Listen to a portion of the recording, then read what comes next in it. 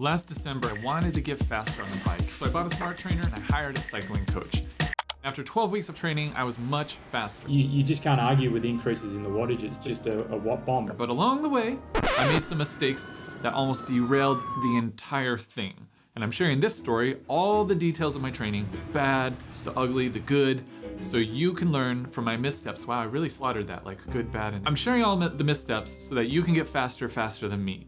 My coach, Cam Nicholls, owns the Road Cycling Academy, and his focus is to help cyclists who are serious about training to get faster on the bike. Frankly, he's very good at his job. No, it was a bit disrupted because you had bike pass and... There was a guy with a machete on the road. Yeah, I put him there. It was to elevate your heart rate, to see how much your heart rate would go up. The training started with 3 tests to assess my current fitness. An FTP test to see how strong my legs were, a cardio drift test to see how strong my lungs were, I'm out of thumbs, and a benchmark climb to see how fast I was. The specific FTP test that the RCA uses is the Half Monty test on the Wahoo System app. That's a lot of acronyms and jargon, so let me break it down a little bit. FTP stands for Functional Threshold Power. In the cycling world, it's kind of like your net worth. If you ask someone for their FTP, they will always exaggerate. For example, my FTP is 320 watts.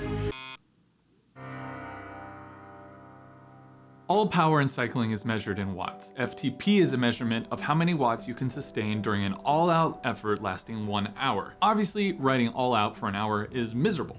Luckily, there are a bunch of different tests that you can take to estimate your FTP, like the Half Monty. My FTP result from that first test was 353 watts. 253. Which was almost dead on with the last outdoor FTP test that I had taken. Before we get any further, I just want to make it clear I'm still a beginner and I'm learning most of this as I'm going along. In fact, that's probably the biggest advantage of having a coach, having somebody to help you answer questions as you grow. It's great. I started cycling about 1.5 years ago, and apart from a tumultuous adventure on the Peloton, which you can watch later if you want, this was my first experience with structured training.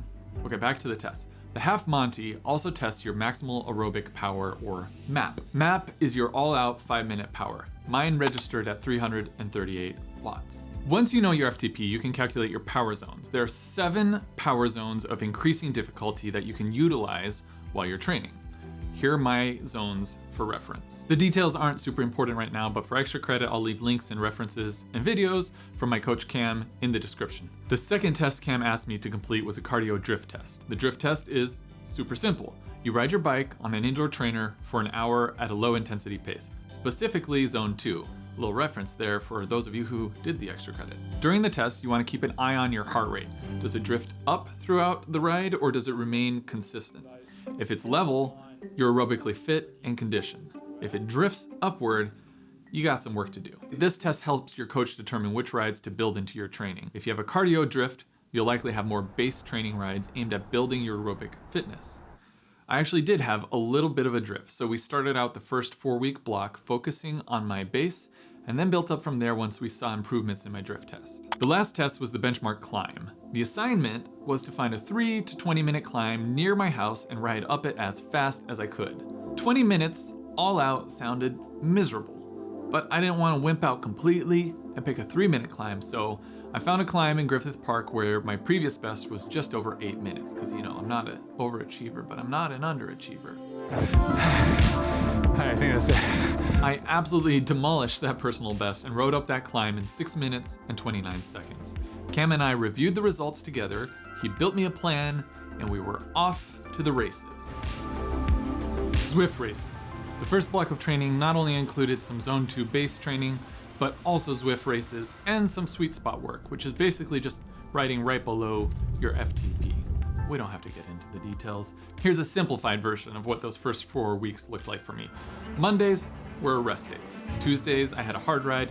Wednesday was a base endurance ride. Thursday was another hard ride or a Zwift race. Friday, rest day. Saturday, endurance. Sunday, hard ride. So things started out pretty easy, and I was all in on the training. I even brought my bike and my trainer to my parents' house in Utah over the holidays because I didn't want any interruptions to my training plan. And as you can see, my family was completely enthralled by my efforts. Here you can see the exact moment when my wife got bored and put the camera down so she could go watch Gilmore Girls. She did miss out on an epic race though. Okay, don't know exactly what happened on that race, but look at this. I won? Unfortunately, I don't have any footage to show you. No, you don't. No, you don't. I was only a few weeks in, but I was already seeing growth, and at that moment, I decided that would be my last C category race on Zwift. Power-wise, I was still on the edge between C category and B category, but if you don't push yourself, how will you grow? Also, I'm a bit of a masochist. So up front, I promise to share the good, the bad, and the ugly of my training experience. By this point, I've shown enough of my pained face to check off that last one. And we'll get to the good in just a second. But first, I want to talk about the bad. Please enjoy this quick interlude of 2 mistakes I made that you can learn from so you don't have to make these mistakes too. Number 1, if you're serious about training, invest in a good trainer.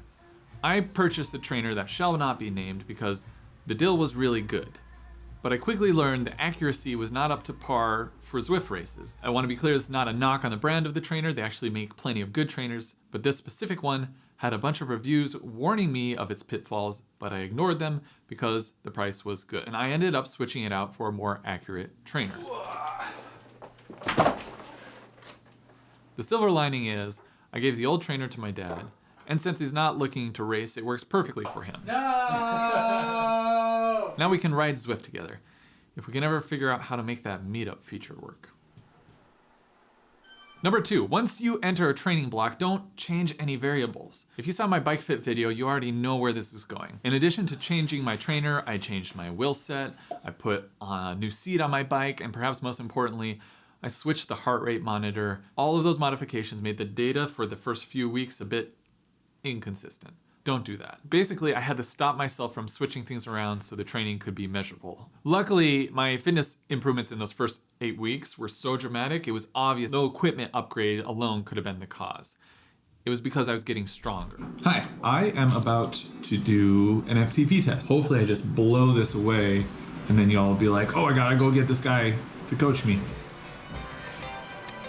My FTP increased to 282 watts and my map was up to 378 watts. That's a massive increase. I was thrilled, and Cam threw out a challenge in the post-ride notes. My cardio drift had also improved, and I demolished my previous benchmark climb time by 30 seconds. Now, a lot of that can be attributed to my new carbon wheels.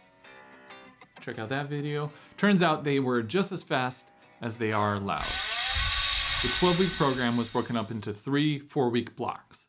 Each block, the intensity ramps up week over week. Week 1, the block is relatively light. Week 2 builds on the intensity. Week 3 builds even more, and then week 4, having just finished the second 4-week block and seeing such a huge increase already, I was pumped. The Sunday before the start of the final block, I smashed it in a Tour de Zwift group and stayed with the B group the entire time. After that ride, Zwift Power officially ranked me as a B-Cat rider, which means nothing to my wife, but you guys care, right? It's the start of the final block. I load up Wahoo's system to do a workout called 14 Vise Grips. I was feeling good, but I had no idea what I was getting into. Up to this point, most of my work had been base and sweet spot training. So zone 2, a little zone 3, zone 4. I've been training everything below my FTP. The appropriately named 14 Vise Grips had me riding above my FTP and even above my map at 390 watts for 14 intervals, ranging in length from 30 seconds to 2 minutes. I was in the thick of the last 2-minute interval, so I'm a minute and change into it, and I'm trying all the tricks I can while suffering on the bike. I'm switching hand positions, I'm slowly counting to 10, I'm visualizing the end of the interval. I do all this stupid stuff to try to make time go by faster when I'm in pain. 40 seconds ago, my body gave in. I tried to spin up again, but I couldn't. You can see it in my power file. That same pattern repeated on the next interval, and that one was only 90 seconds. My legs still gave out like 70 seconds in. I hobbled my way through the rest of the workout. I sent Cam a message. I tried to pretend to be positive, but he saw right through my exclamation points. In my head, I was thinking, this is only the first week of the new block, and the following weeks are only gonna get more intense. Cam had warned me that this final block was going to be intense, and he advised me that I might need to dial back the intensity of the exercises because my map had gone up, my FTP had gone up. You can literally just adjust the intensity down from 100% to 95 or 90 or whatever. But I'm stubborn and I tried to do the whole thing at 100%. That's just dumb. Because I couldn't hack it on 14 Vise Grips, Cam actually switched out another ride that was scheduled for the following week. Now, I want to be clear, he did this to optimize my training, but at the time, felt like I had failed. Ironically, removing a very dark place from my training schedule resulted in me visiting a very dark place. After sulking my way through a base ride the next day, I found some extra confidence and was determined to demolish the next exercise. And I did. I didn't fail another workout for the rest of the training block. Little VO2 max session. Looking forward to it. That included several more tough VO2 max sessions and a 5-hour ride around LA.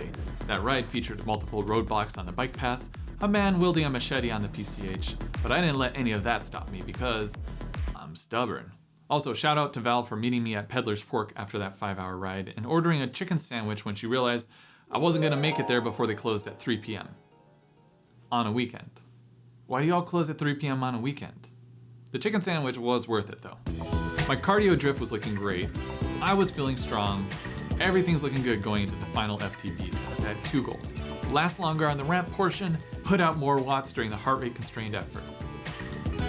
The test started out easy, as it always does, but as 400 watts approached, I was feeling it. Last time I died right after completing the step set at 402 watts, so I knew I had to make it to the next step and last that entire step. I pushed as hard as I could and I made it to the next step, 416 watts. This is the one I had to hold until the end. In the final 10 seconds, this happened. Just 10 seconds left on the step. Go.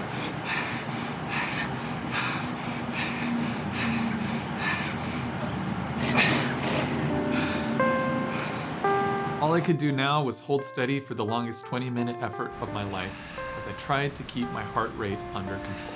Remember, 8 weeks into training, my FTP had launched from 253 watts all the way up to 282. I was excited going into the final test. I was expecting another huge jump. All that work, all that training in the last block, for what, 3 watts? I couldn't help but wonder, what would have happened if I didn't fail that first workout in the final block, 14 Vise Grips? Cam could sense my frustration and reminded me that I still had one final test, the benchmark climb. So I did what any rational person with multiple responsibilities outside of cycling would do. I immediately repositioned everything in my life so I could demolish that final climb. Now, it is just training, and I'm at the start of my training experience, so I should probably be patient. Maybe my therapist is right and I've shifted a little too much of my self-worth onto my cycling abilities. But also just let me have this, Deborah. On my way to the benchmark climb. Plan is I'm going to shoot for 370 if I'm feeling good. Obviously at the end, I'll pick it up. That's the plan.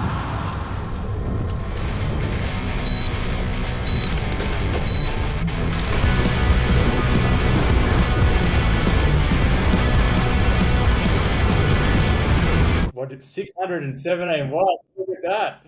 I had, my headphones were on and the music was good. Mate, if you could have held 617 watts for 5.5 minutes, I would have. I was shocked by how much faster it was compared to the previous time. What's interesting though is so you had a good result testing wise a month ago. Then when you actually went to put your maximal aerobic power to test on the road in a real world situation, you can see what you produced here. A VO2 max effort is typically, 3 to 5, maybe 6 minutes. You might get 7 minutes out of your VO2 max. So, you weren't really able to take that testing result out onto the road because you weren't really conditioned. So essentially what's happened over the last 4 weeks, while you haven't had significant increases in your testing results, you're actually able, at least from a VO2 max perspective, or maximal aerobic power, they're the same thing. You're able to take that out onto the road. So you tested at 385 watts and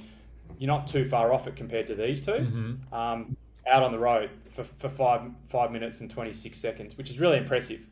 And it just goes to show that, reading into these jumps, while that's a little bit disappointing, it would have been nice to get closer to 300, I get that. And this isn't a big jump. You're actually now able to perform at that level in a real world situation where you're climbing. Yeah.